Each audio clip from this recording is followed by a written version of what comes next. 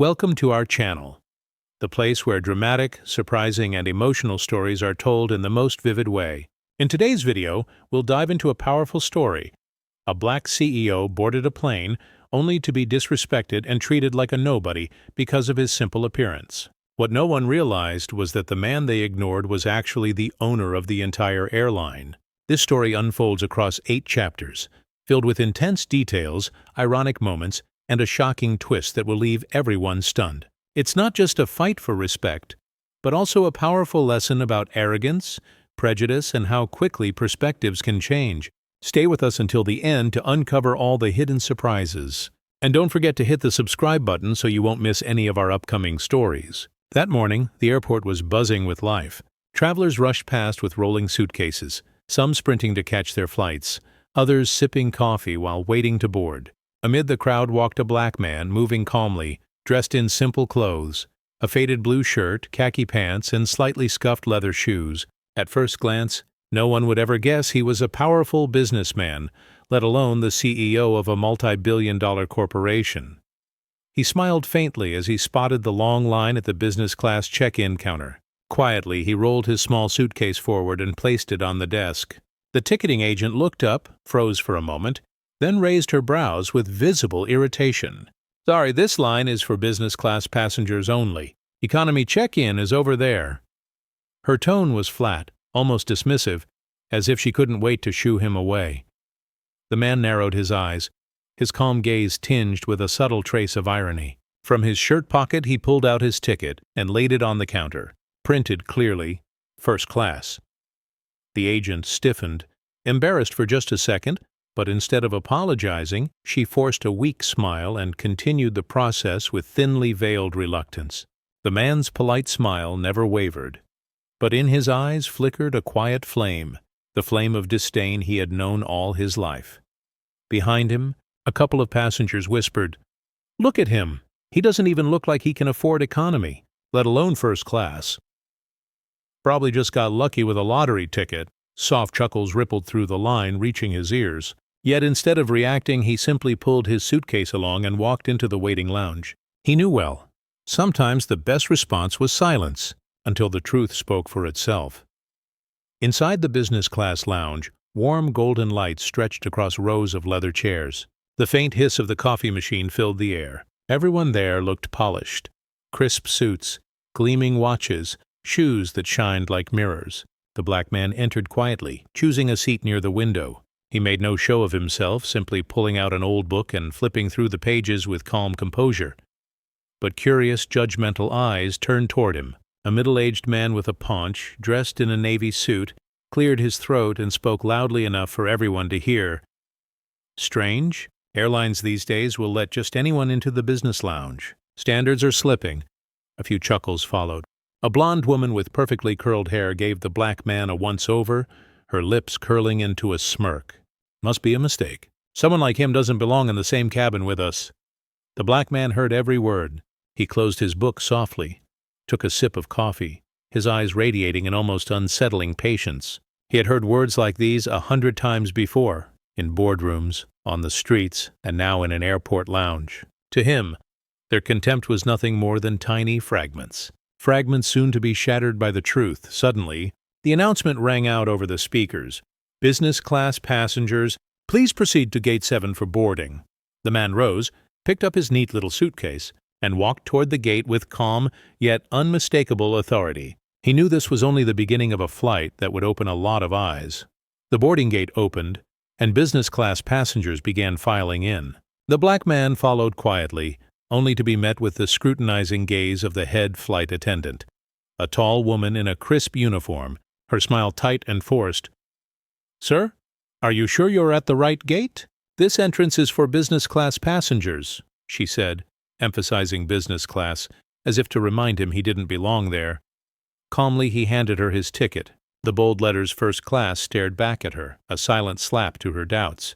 She froze for just a moment before regaining her professional demeanor. Still, her strained smile betrayed her unease. Inside the cabin, the stares continued. Some passengers frowned.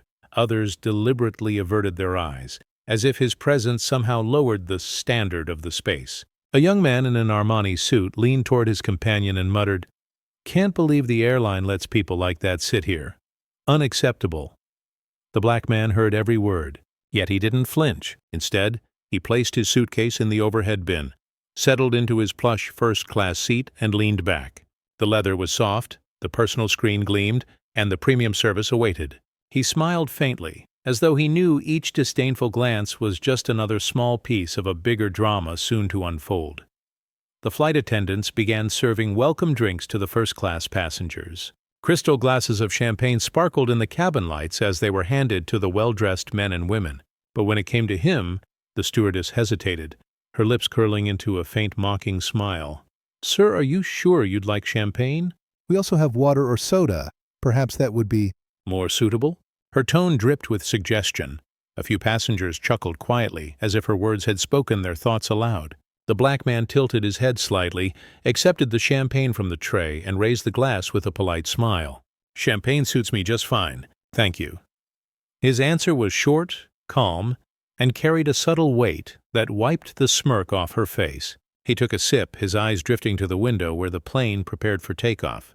In that moment, he felt no anger, no weakness, only patience, because he knew this flight was more than just a few hours in the air. It would become the moment that silenced every sneer, every dismissive glance, every person who had treated him like a nobody. Soon, they would all learn that the quiet man in the worn blue shirt was no ordinary passenger.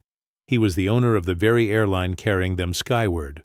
The engines roared as the plane began to taxi down the runway. Inside the first-class cabin, the air was both luxurious and tense. Other passengers chatted easily, flaunting their watches, debating stock prices, while the black man sat quietly, like a shadow among the so-called elite.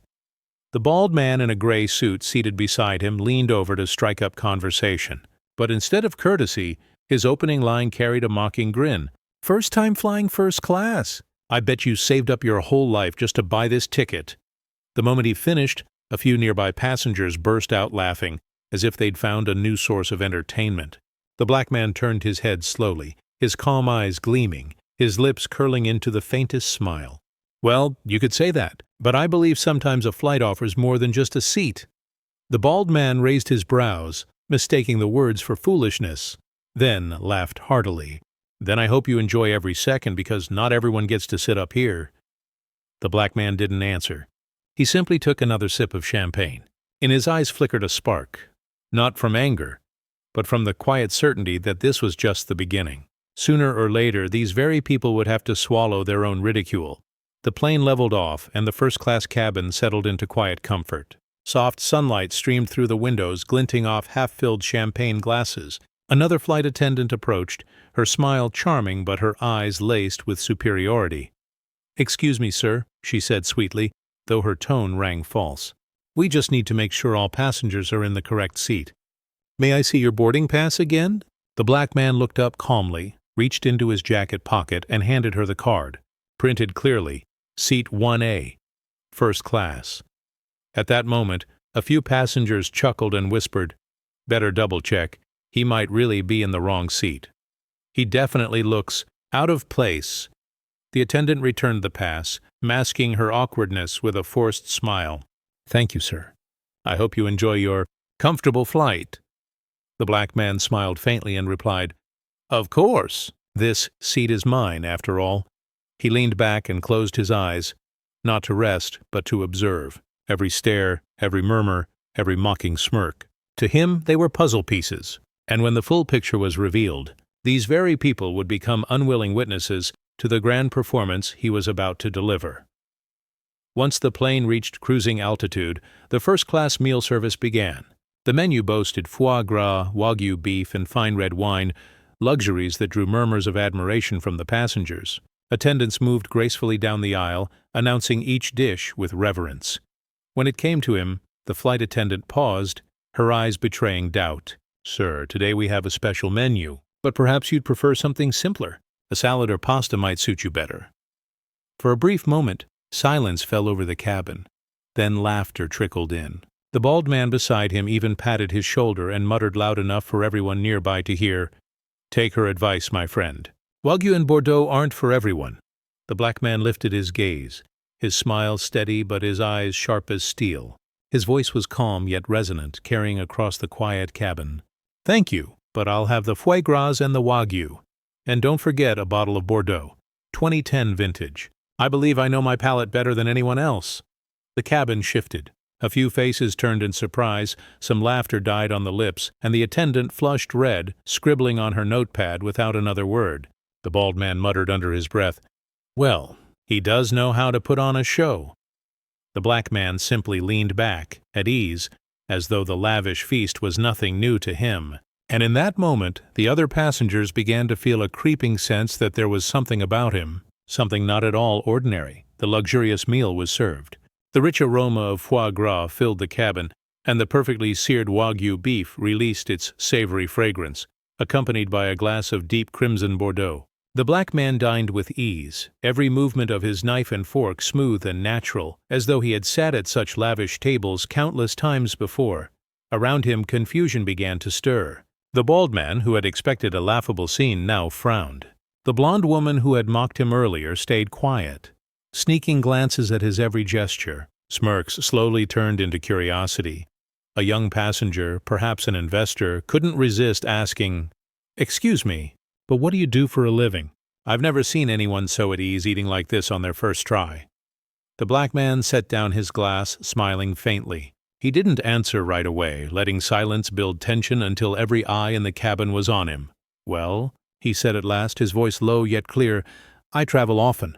My work requires me to fly quite a bit, and I happen to have some experience in the airline industry." The air froze. Mocking stares dissolved into puzzled frowns. Experience in the airline industry. The words echoed in every passenger's mind, planting seeds of doubt. Someone swallowed hard. A truth none of them expected was now hovering just out of reach, ready to erupt.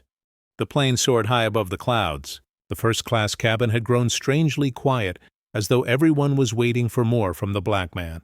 But he wasn't in a hurry. He casually flipped through the in-flight magazine tucked in the seat pocket. Another passenger, a sharply dressed young businessman with a sleek silver laptop, leaned over, his tone half curious, half skeptical. "You said you have experience in the airline industry. What do you mean? Are you a pilot? Or maybe an aircraft mechanic?" The question drew laughter from several others. Another man chimed in mockingly, "Or a baggage handler." "Yeah, that sounds about right." The cabin erupted in chuckles. Yet the black man remained calm. He folded the magazine, set it on the table, and slowly swept his gaze across the mocking faces. His eyes held no anger, only a piercing steadiness, the look of someone who already knew the outcome. "Not a pilot, not a mechanic, not staff," he said evenly. "Let's just say, I know this industry more intimately than anyone else here." Silence fell. His words weren't boastful, but they carried a weight that shifted the air. A few eyes flickered with doubt, their smirks faltering. They didn't know it yet, but the quiet man in the worn blue shirt was the very person who could decide the fate of the entire airline. Because he owned it. Just as the mocking laughter died down, a small incident broke out. The in-flight entertainment system on several first-class seats started glitching, screens flickering repeatedly. A few passengers grew irritated, calling the attendants over to complain. "What is this? First-class tickets and the screens don't even work? I paid for perfection, not for cheap malfunctions," the bald man barked, slamming his hand on the table. The attendants flustered, apologizing but clearly unsure how to fix it. The atmosphere grew tense as voices rose. The black man smiled faintly, setting down his glass of wine. His voice was calm yet firm. "This is an older IFEC system. The upgraded software often causes connection issues with the cables. If resetting doesn't work, switch it to offline mode. It'll stabilize. Try it." Both attendants and passengers turned to stare at him. One younger attendant, curious, followed his instructions exactly. Within minutes, the screens flickered back to life, functioning perfectly. Gasps filled the cabin. The bald man, red-faced with embarrassment, muttered under his breath, "How the hell does he know that?" The black man only shrugged with a dry smile. "As I said, I have some experience in the airline business." Now, the stares fixed on him weren't purely disdain anymore. They carried something else: curiosity, suspicion, and just a hint of respect. After the screen issue was resolved, the mood in the first-class cabin shifted. The mocking laughter had vanished, replaced with uneasy glances. The black man sat calmly, flipping through his book as if nothing had happened, while whispers spread among the passengers.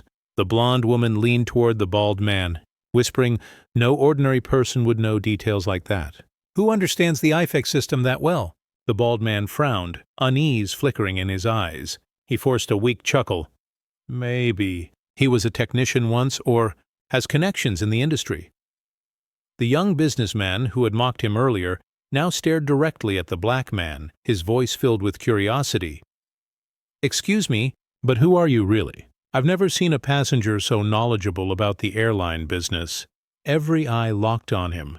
Instead of answering, he took a slow sip of wine, letting silence stretch. The tension thickened, everyone waiting. Finally, he smiled and said quietly, "Just someone who knows exactly where he belongs." The simple, loaded words hit like a spark. The so-called elite passengers who once looked down on him now shifted uneasily in their seats, as though realizing they might have made a very big mistake. The atmosphere in first class was no longer comfortable. Those who had mocked him now sat uneasy, exchanging hesitant glances. Laughter had vanished. Instead, every pair of eyes studied the black man's movements, as if trying to solve the riddle of who he really was. The head flight attendant approached, bowing politely.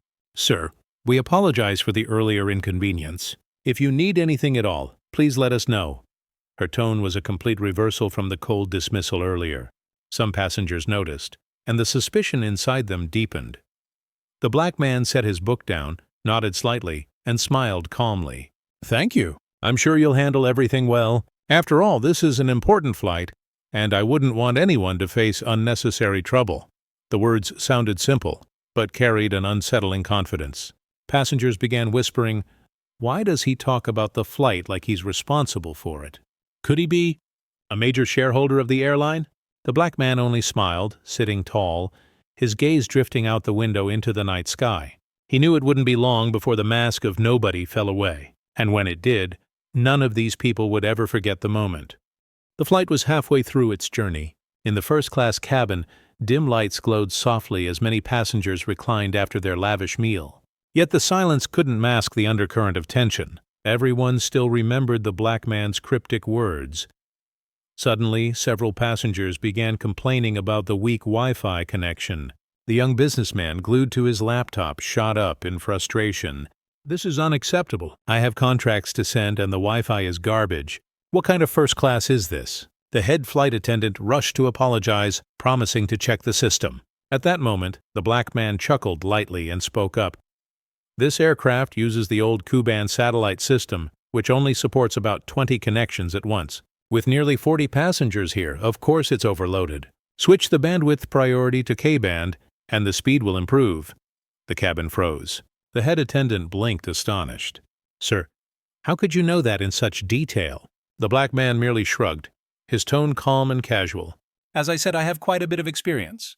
And usually, I like to make sure my service runs at its best." The words landed with a thud. "My service." Passengers sat up straighter, the whispers rising again. This was no longer just curiosity. It was the dawning realization that the man they dismissed might be someone with authority over the entire airline. The atmosphere in first class grew heavier by the minute. Those who had mocked him no longer dared to speak. Instead, they exchanged uneasy glances, their curiosity bordering on fear. An older passenger, looking every bit the seasoned investor, adjusted his glasses and leaned forward.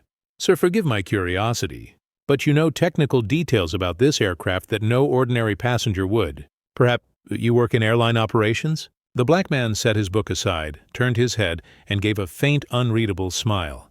"You're not wrong. I know not only about operations, but also the history, the strategy, and the future of this airline." A ripple of murmurs swept through the cabin. "Sounds like a major shareholder. Or maybe a top executive?" The bald man, who had mocked him the most, forced a nervous laugh. "Then you must have a good relationship with the owner of this airline, right?" The black man gently placed his wine glass down. His voice was deep, clear, and calm. "A good relationship? I'd say no one has a better relationship than the owner himself." The words struck like thunder. Silence engulfed the cabin.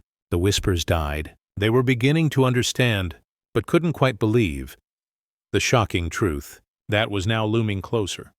The first-class cabin fell into a silence so deep the roar of the engines outside seemed louder than ever. Those who had mocked him sat upright, lips sealed. A few passengers stole quick glances at him, only to look away again, afraid his eyes might meet theirs.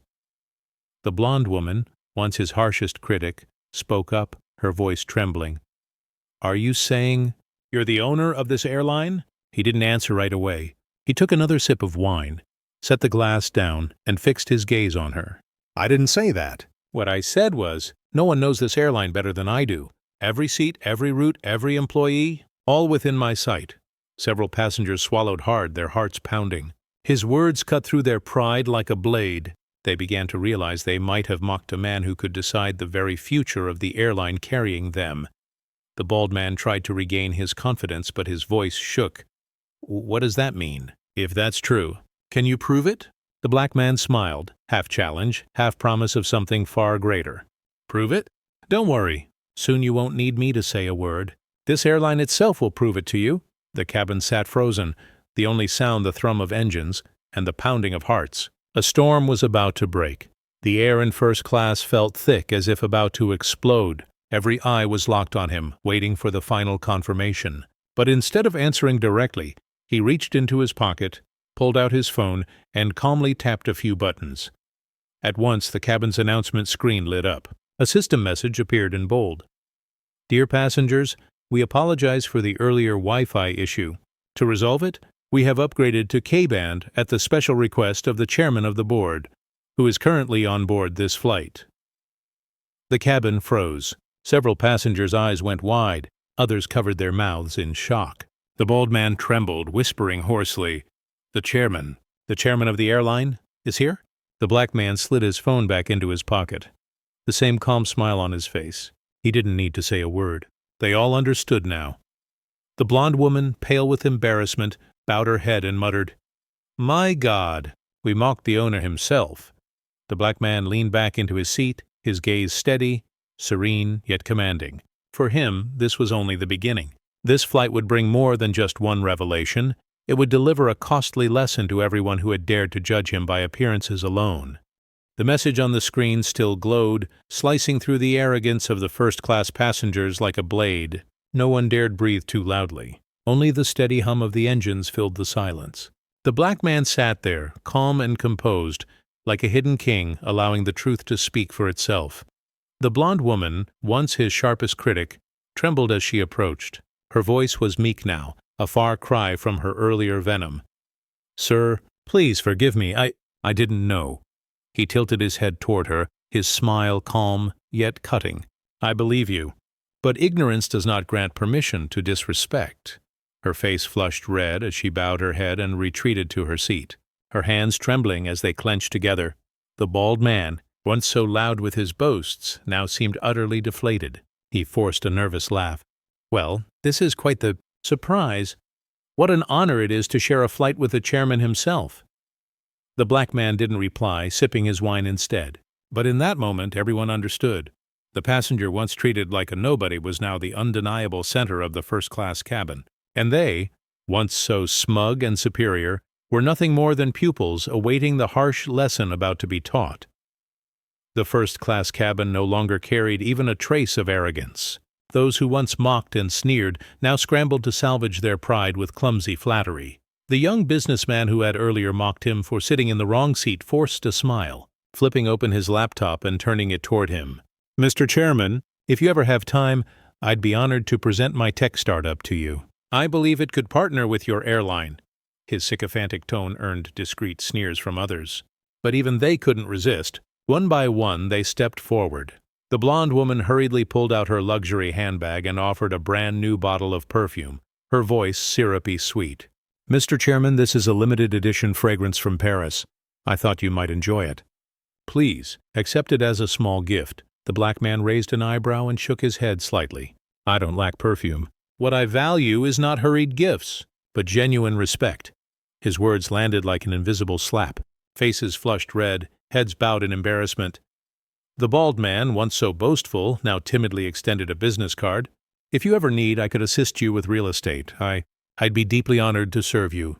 The black man smiled faintly, cold, commanding. "To serve me? Interesting. But remember this. False loyalty never flies as far as a real airplane. The cabin fell silent, stunned. Those who once scorned him now looked like clumsy jesters, desperate to please the very king they had dismissed as a nobody. After the clumsy attempts at flattery, the first-class cabin sank into an awkward silence.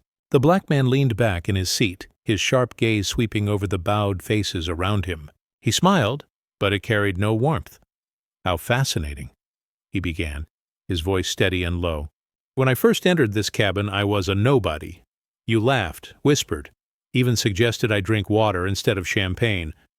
But just a few minutes later, when you discovered who I am, everything changed. Suddenly, everyone wanted to be my best friend." He paused, sipping his wine, letting the words sink in like daggers. No one dared lift their eyes. "That," he continued, colder now, "is not respect. It is fear, disguised as flattery and fear. I have seen it all my life." One young passenger muttered under his breath, unable to hold back. We were wrong." The black man nodded slightly, his eyes gleaming with authority. "Yes, and your greatest mistake wasn't mocking me. It was believing that status, money, or cheap gifts could ever buy respect. True respect comes from the heart, not from trembling words when you realize the person across from you is richer than you are." The air grew thick, heavy. Everyone sat frozen, pinned to their seats. They knew this was more than just a lesson for the flight. It was a lesson for their entire lives, and one they would never forget. The weight in the first-class cabin was suffocating, every sound amplified in the tense silence. The black man set his wineglass on the table, then slowly rose to his feet. The simple motion made every passenger's heart skip a beat. He straightened his collar and walked calmly to the center of the cabin. His gaze swept across them all. The pompous bald man, the sharp-tongued blonde woman, the eager young businessman. Not one of them could meet his eyes. "You've shown me something very clearly," he said, his voice deep and unyielding. "On this flight, what you've displayed is not elegance, it is hypocrisy. You call yourselves the elite, yet your behavior is smaller than a suitcase." Several passengers lowered their heads, their cheeks burning red. The steady drone of the engines underscored his words like a stern drumbeat. He paused, lips curling into a cold smile. "Don't worry, I don't need apologies, but soon you will understand. When a so-called nobody holds real power, respect is not an option. It is mandatory." He returned to his seat as calm as ever, but the cabin had been altered forever. Every glance was now filled with trembling, mixed with awe. A greater storm was coming, and they knew it would not end with words alone. The plane cut through the night sky, but inside first class, every passing minute felt like lead. Passengers sat stiffly, trying to appear composed, though their hearts pounded wildly. Suddenly, the intercom crackled to life. "Attention, crew! The chairman of the board is on board. Please ensure all services are delivered at the highest standard." The announcement struck like thunder. There was no doubt anymore. The nobody they had mocked was, in fact, the true chairman. A wave of panic swept the cabin. The blonde woman shot to her feet, bowing low. "Please forgive me. We were disrespectful. If only we had known—" He raised a hand to cut her off, his eyes calm but sharp as steel. "No need for if you had known. Respect is not something purchased with a title. It's something owed to every person, even if they wear nothing more than a worn shirt." The bald man, sweat dripping down his forehead, stammered, What are you going to do with us?" The black man's lips curved into a faint smile, his gaze flashing with quiet power. "Don't worry. I'm not going to do anything. You've already done it yourselves by revealing who you truly are. I will simply—" Remember, the first-class cabin felt strangled, suffocating. No one dared utter another word, and they all knew. The price of disdain was sometimes paid not with money, but with dignity. Right after the announcement, the crew's attitude transformed completely. The head flight attendant hurried over, bowing deeply. "Mr. Chairman, we sincerely apologize for the earlier shortcomings. From now on, every need of yours will be fulfilled immediately." A young attendant nervously carried out a tray with an exclusive vintage, her voice respectful. "Sir, this is a Dom Perignon 2008 reserved only for special VIPs. Please allow us to serve you." He gave a calm nod and a faint smile. "Thank you. But there's no need to overdo it. Just serve with duty. That's enough." Meanwhile, the first-class passengers had transformed into entirely different people. The blonde woman kept her head bowed, too ashamed to look up. The bald man forced a shaky smile, his attempt at flattery only making him look more pitiful. The young businessman who had mocked him earlier now trembled as he held out his laptop once again. Would you like to see my business plan, sir? Just a few minutes, I promise." He cut him off, his voice deep, calm but cold. "No. I don't seek partners among those who only flatter once they recognize power." The young man's face turned pale, his laptop quivering in his hands. The first-class cabin now felt like a courtroom. Before them sat not a nobody, but the chairman himself, majestic, unwavering, silently judging every look, every word, every action. And the verdict was coming closer. The cabin settled into another heavy silence, but this time it wasn't disdain. It was fear, caution, and reluctant respect. The black man calmly pulled a tablet from his small case. With just a few taps, the main cabin screen lit up, displaying a global map of flight routes and real-time profit charts. His voice was calm, yet sharp as a blade. "Perhaps you don't know. I have a habit of monitoring every aspect of this airline in real time, from fleet conditions and revenue per route to passenger feedback. Everything is at my fingertips." The passengers held their breath, staring at the live numbers and graphs. No one doubted it now. Only the true head of the airline could access such confidential data. The bald man's face went pale, his voice trembling. "My God, you really are." "The chairman." The black man turned to him, lips curling into a faint smile. "Finally you understand. Pity it took you so long." Several passengers bowed their heads, ashamed of the scorn they had thrown earlier. They no longer felt like the elite of the cabin, but like small, exposed figures before the gaze of the man who held the skies in his hands. The screen at the front still glowed with luminous flight paths crisscrossing the globe, an undeniable symbol of his authority. The cabin was silent, so heavy that each passenger could hear their own heartbeat pounding. The black man closed his tablet, set it down, and rose to his feet. His voice carried, deep and steady. "You have lived wrapped in luxury, believing that suits and champagne define your status. But true class isn't in a first-class seat. It's in how we treat others, no matter who they are, no matter what they look like." He paused, his eyes locking onto each face, forcing them to lower their gaze. "And today, you forgot that. You let arrogance blind you until the truth demanded to be revealed. I don't need your apologies. I only need you to remember, respect must come first, not after you learn someone's title." The silence was crushing. The blonde woman hid her face with trembling hands. The bald man bowed so low his forehead nearly touched the table, and the rest could only choke down their shame. The black man returned to his seat, calm, unshaken, like a king delivering a decree. The flight carried on, but for everyone on board, the sky had never felt heavier. After the weighty lesson he had delivered, the first-class cabin fell into absolute silence. No more laughter, no more snide whispers, only bowed heads, as though every passenger sat in judgment. At that moment, the head flight attendant approached, no longer keeping her earlier distance. She bowed deeply, her voice filled with reverence. "Mr. Chairman, the captain would like to extend his greetings to you personally. Would you like us to connect you with the cockpit?" A murmur rippled through a few passengers. Only the most distinguished individuals ever received personal greetings from the captain mid-flight. It was undeniable now. They had mocked the very man who commanded the airline itself. The black man gave a calm nod. "Very well. Let me speak with him." Moments later, the intercom buzzed, and the captain's voice came clear. "Mr. Chairman, on behalf of the entire crew, I extend my warmest greetings. It is an honor to have you on board today. This flight will be delivered with the utmost safety and comfort for you." The cabin froze. The self-proclaimed elite now felt like mere spectators, sitting in silence. The black man smiled faintly and replied curtly over the intercom. "Thank you. Just do your job well. I'll be watching." A simple sentence, yet its authority was crushing, leaving not only the captain but the entire first-class cabin momentarily breathless. As soon as the captain's voice faded, the air in first class grew even heavier. Passengers sat rigid, hands trembling, unsure where to look to escape their shame. The bald man, the same one who had once patted him mockingly, crept forward now, his smile crooked. "Mr. Chairman, I truly admire you. If there's ever an opportunity, I'd gladly invest in any project you desire. Just say the word and I'll—" The black man raised his hand, his voice like ice. You don't need to invest in anything. What you need is to learn to keep your mouth shut when you don't know who you're speaking to." The cabin fell silent.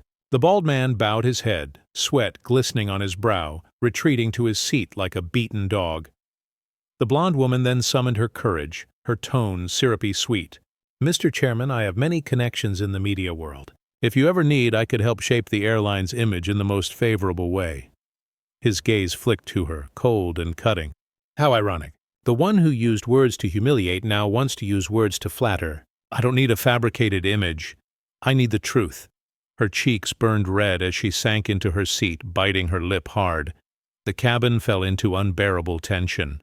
Everyone wanted to say something to win his favor, but fear kept them silent. And there he sat, composed and unshaken, like a cold judge letting each of them expose their true selves. The suffocating air in the cabin seemed ready to shatter. Yet he sat there, calmly sipping his wine. After a long pause, he chuckled softly, his deep voice carrying through the silence. "Do you know why I chose to wear this old shirt today?" Every head lifted, eyes puzzled, waiting. He brushed a hand over the slightly frayed collar. "I wasn't born into wealth. My mother worked as a janitor at a school. My father drove long-haul trucks. My childhood was filled with hand-me-down clothes worn until they tore. And even though I can now buy thousands of suits, I still prefer the feeling of something simple. It reminds me where I came from." The cabin stilled. The blonde woman bit her lip. The bald man bowed even lower. Those who had sneered at his plain appearance now looked utterly foolish. He went on, his tone steady but sharp. "You called me unworthy because of a shirt. But this very shirt has signed billion-dollar deals, has witnessed me acquiring some of the biggest airlines. It doesn't make me small. It reminds me that arrogance always blinds people." His words struck like hammers against their pride. No one dared meet his eyes anymore. The silence was no longer just awkward, it was crushing. The first-class cabin was suffocatingly silent. No one dared touch their food, no one dared sip their wine. All waited for the next words from the man they had once deemed unworthy, now revealed as the one who commanded the skies. He rose slowly, his gaze sweeping over each face. His eyes were cold, yet needed no anger. His authority alone was enough to make them tremble. "Remember this," he said, his deep voice resonating through the cabin. "This plane flies because of its engines, but this airline flies because of people who know how to respect one another. Forget that. And no matter if you sit in first class, you're only riding on an empty illusion." The words landed like a final verdict. The blonde woman bowed so low her hair hid her face. The bald man trembled, his hands clenched, his lips moving without sound. The rest sat frozen, hearts crushed under an invisible weight. He returned to his seat, calm and steady, his eyes fixed on the night sky beyond the window. The cabin remained dead silent. In that moment, the respect he demanded had become undeniable, not because of his title, but because of the authority and integrity he had laid bare. The plane began its descent, the city lights below sparkling like fallen stars scattered across the ground. The captain's voice came over the intercom. "We are preparing to land. Please fasten your seatbelts." In the first-class cabin, no one dared speak. The silence was no longer arrogance, but absolute reverence. Each passenger sat upright, eyes forward, hearts heavy with the weight of their actions during this flight. The black man sat composed, needing no more words. His truth had already spoken. Yet suddenly he leaned slightly toward the bald man, the one who had mocked him the most. "You know," his deep voice carried steadily, cutting through the tension, "I once sat in economy, watching people up here look down on others. Today, I wanted you to feel that same weight, so you'd remember that arrogance can fall faster than any airplane." The bald man swallowed hard. His face flushed crimson, unable to reply. The black man leaned back, eyes fixed on the glittering skyline outside. The lights below seemed to welcome him, not as just another passenger, but as a true king who had just delivered a priceless lesson to the entire first-class cabin. The plane jolted softly as it touched down, the wheels screeching against the runway like the final gavel closing a long trial. The entire first-class cabin was silent. No one even dared to breathe too loudly. When the plane came to a full stop and the seatbelt sign blinked off, passengers stood. But unlike the usual rush for luggage, they hesitated, glancing nervously at the black man as if awaiting a final verdict. The head flight attendant bowed deeply.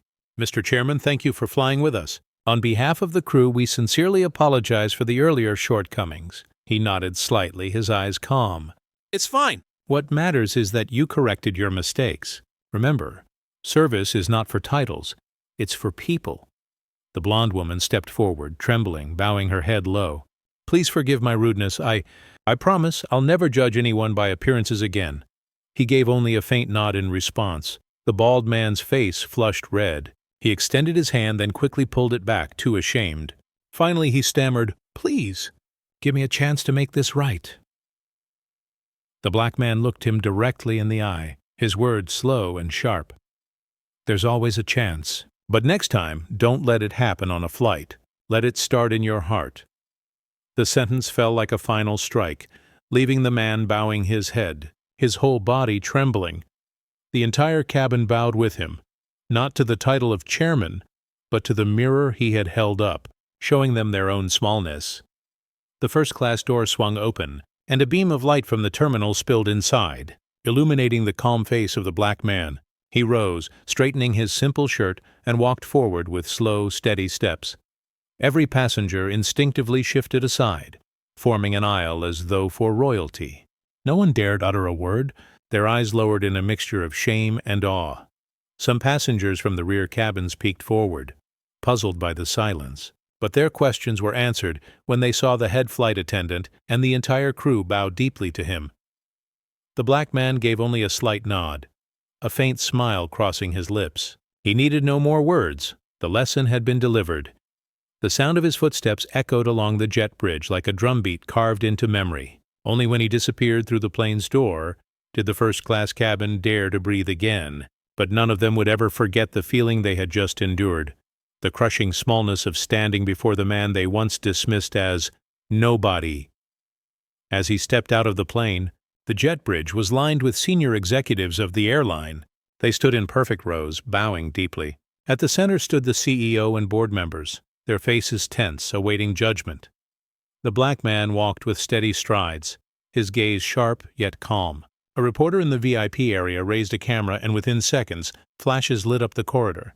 The headline, "Chairman personally inspects flight," would spread like wildfire. The first-class passengers emerged behind him, their faces pale as they witnessed the scene. They finally understood. The man they had called unworthy was the very one the world bowed to. He paused, casting a glance over the crowd, his voice deep and resonant. "I did not come here to be welcomed. I came here to observe, and I have seen enough." A ripple of murmurs surged through the line, but no one dared lift their head. He moved forward once more, his presence commanding, leaving behind stunned passengers, humbled staff, and a lesson etched into every heart. Never underestimate a person, for you never know if they hold the entire sky in their hands.